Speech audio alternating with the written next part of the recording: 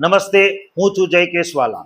આજે ગોપાલભાઈ ઇટાલિયાના નેતૃત્વમાં ગુજરાતની અંદર હરરોજ હજારોની સંખ્યામાં લોકો આમ આદમી પાર્ટીમાં જોડાઈ રહ્યા છે, ત્યારે ભાજપમાં એવી જ રીતે મોટું ભંગાણ પડી રહ્યું છે।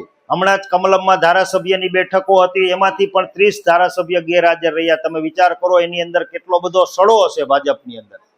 આજે એમના પ્રદેશ પ્રમુખ પણ એ જાહેર નથી કરી શકતા, કારણ કે જેવા જ પ્રદેશ પ્રમુખ જાહેર કરશે એવો જ ભાજપની અંદર મોટા પાયે ડખો થવાનો છે, અને એ લોકો હજારોની સંખ્યામાં આમ આદમી પાર્ટીમાં ભાજપના કાર્યકર્તા આવવાના છે। અને આજે આમ આદમી પાર્ટીની ગુજરાતની અંદર જનસભાઓ ચાલી રહી છે, ગુજરાત જોડો અભિયાન ચાલી રહ્યું છે, ત્યારે આજે ગોપાલભાઈ ઇટાલિયાની સભા હોય, ઈસુદાનભાઈ ગઢવીની સભા હોય, મનોજભાઈ સોરઠિયાની સભા હોય, રાજુભાઈ કરપડાની સભા હોય કે અહીંયા પ્રવીણભાઈ રામની સભા હોય, તો એમાં હજારોની સંખ્યામાં લોકો જોડાઈ રહ્યા છે।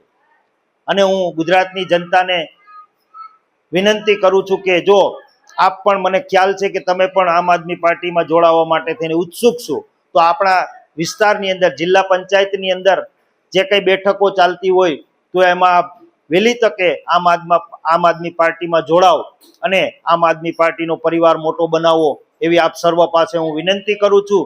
અને આવનારા સમયમાં યાદ રાખજો, આમ આદમી પાર્ટી છે આજે નાનકડું બીજ જે વિસાવદરમાં રોપાણું છે એ મોટું વટવૃક્ષ બનશે અને આખી ગુજરાતને છાયામાં સમાવી લેશે। અને ભાજપનો ભ્રષ્ટાચાર છે એ આમ આદમી પાર્ટી સિવાય કોઈ આપણે